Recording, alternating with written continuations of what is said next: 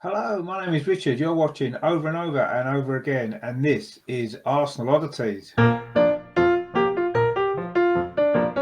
So, what is Arsenal Oddities all about then? Well, it's just to look back at some of the less spoken about moments from Arsenal's long and rich history.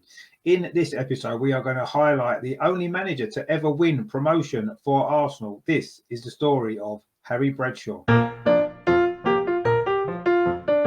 Now, although Arsenal did get promoted to the First Division in 1919, as we featured on episode 2, that wasn't done on the pitch by finishing in the promotion places. So only one manager has actually managed to win promotion for Arsenal in the traditional sense, and that was Harry Bradshaw.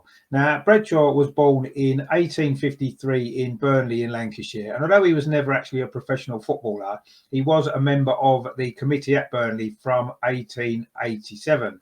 Then in August 1894, he was appointed as the inaugural first team manager for Burnley. Now, although the club did suffer relegation in 1897, he got them promoted straight back to the First Division. And in 1898-99 season, he did lead Burnley to what was then their highest ever league position of third place in Division 1.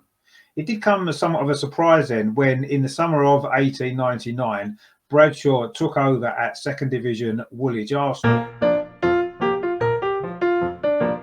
Up till that point, Woolwich Arsenal had been muddling along in mid-table in Division 2 since being elected to the Football League in 1893.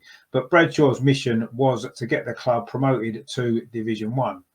He first set out to change the style of play. He brought in what was then known as the Scottish style, short passing and fluid movement, very similar to a 19th century Mikel Arteta.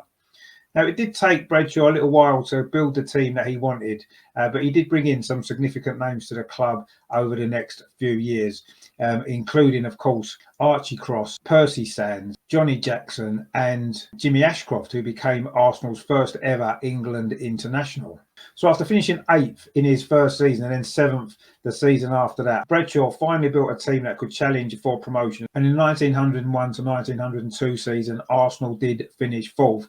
They had a real good go at promotion in the 1902-1903 season, finishing 3rd, boosted by a 7-game unbeaten run at the end of the season, which did include a 6-1 victory over Small Heath, who did end up getting the final promotion place just ahead of Arsenal.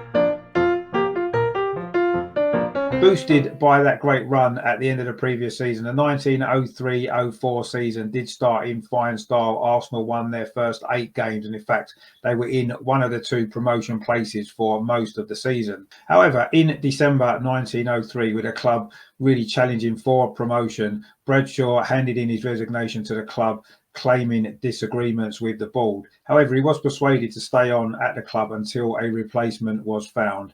And it wasn't until early April that Scotsman Phil Kelso was appointed as Bradshaw's replacement.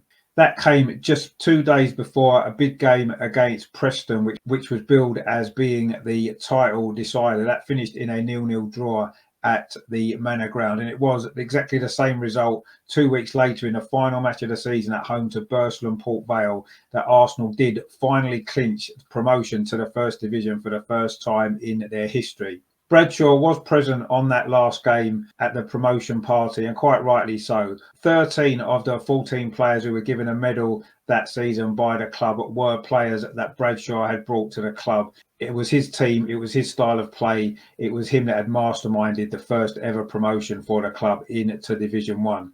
Bradshaw took over as manager of Southern League Fulham in the summer of 1904 and got them promoted to the Football League for the first time in 1907. However, he didn't stay on at the end of his contract in 1909 and instead took over as chairman of the Southern League until his death in 1924.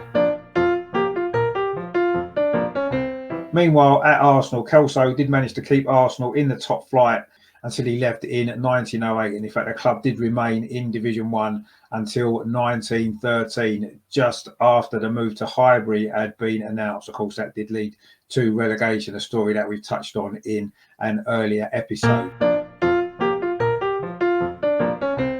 So this has been Arsenal Oddities then, the story of the only manager to get Arsenal promoted to Division 1, Harry Bradshaw. Hope you have enjoyed this episode. If you have, please give it a like. Please consider subscribing to the channel as well. This is proving to be a very popular series, looking back at the strange and not so much talked about moments from Arsenal's long and rich history. My name is Richard. This is Over and Over and Over Again. You've been watching Arsenal Oddities. We will see you on the next one.